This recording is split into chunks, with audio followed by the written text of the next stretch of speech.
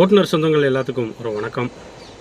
நண்பர்களே, வீட்டை விட்டு வெளியே வரும்போது வண்டியை தொடும்போது சாமி கூப்பிடுது, வந்து வண்டியை வாகனத்தை எழுறான்னு. ரோட்டில் ரன்னிங்கில் போயிட்டு இருக்கும்போது யமன் கூப்பிட்றான். அதுக்கப்புறம் வீட்டில் மனைவி கூப்பிடுது. நண்பர்களே, ஒரு விஷயம் நல்லா தெரிஞ்சுக்கோங்க, பார்த்து கவனமாக அளவான ஸ்பீடில் போங்க. எத்தனையோ ஆக்சிடெண்ட் நடக்குன்னு நம்மளாம் கண்ணால் பார்க்குறோம்.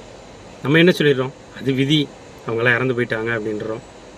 ஆக்சிடெண்ட்டுக்கு முழுக்க ஒரு டிரைவரும் காரணம். அதை நம்ம டிரைவராகிய நம்ம எல்லாமே ஏற்றுக்கணும். நண்பர்களே, அளவான ஸ்பீடில் போங்க, உங்களுக்கு நல்லது. 80 கிலோமீட்டர் ஸ்பீடுக்கு மேலே போகக்கூடாதுன்னு பம்பை லாக் பண்ணி வச்சே இத்தனை ஆக்சிடெண்ட் நடக்குது. 100, 200, 300 இந்த ஸ்பீடுக்கெலாம் வண்டியை விட்டுருந்தாங்கன்னா நம்ம என்ன ஆகும் சொல்லுங்கள். நண்பர்களே, ஒரு விஷயம் நல்லா கேட்டுக்கோங்க, என் மனசை தொட்டு சொல்கிறேன். வண்டி ஓட்டும் போது நீங்கள் என்ன ஸ்பீடில் போனாலும் டிரைவரோட கண்ட்ரோலுக்குள்ளே வண்டியை வச்சுக்கணும். அதுதான் ஒரு நல்ல டிரைவர்.